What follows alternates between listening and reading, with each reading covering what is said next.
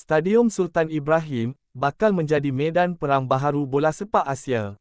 Juara China, Shanghai Port FC, hadir dengan penuh keyakinan dan misi besar, tumbangkan JDT di kubu keramat Harimau Selatan.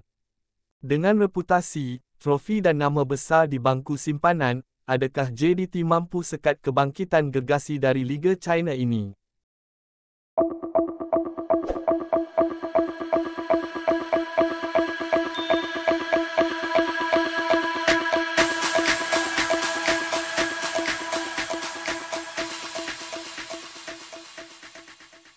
Mahkota Liga China kini sah menjadi milik Shanghai Port FC selepas mereka disahkan mempertahankan kejuaraan Chin Super League (CSL) yang dimenangi sejak musim 2023.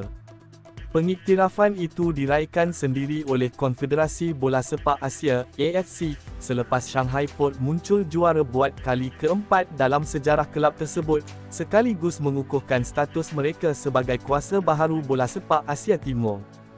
Lebih manis, kejayaan itu turut menambah koleksi trofi ke-9 dalam karier kejurulatihan Kevin Muscat, dengan kesemua kejayaannya ditempa di benua Asia, bersama beberapa kelab ternama.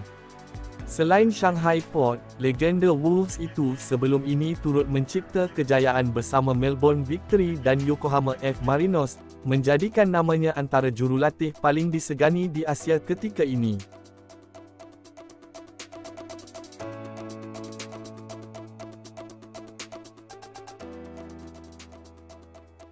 Shanghai Port mengesahkan kejuaraan tersebut selepas menumbangkan Dalian Yingbo dalam aksi terakhir Liga pada 22 November lalu.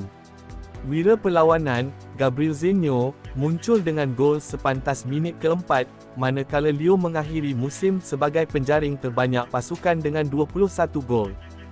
Kini, tumpuan beralih kepada aksi seterusnya, pertembungan panas menentang Johor Darul Ta'zim, JDT, dalam saingan AFC Champions League Elite, ACLE, yang dijadual berlangsung di Stadium Sultan Ibrahim pada 9 Disember ini.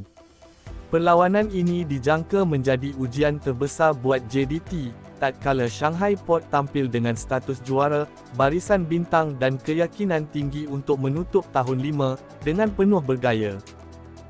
Mampukah Harimau Selatan mempertahankan maruah di laman sendiri? Atau Shanghai Port bakal mengaum lebih kuat di bumi Johor?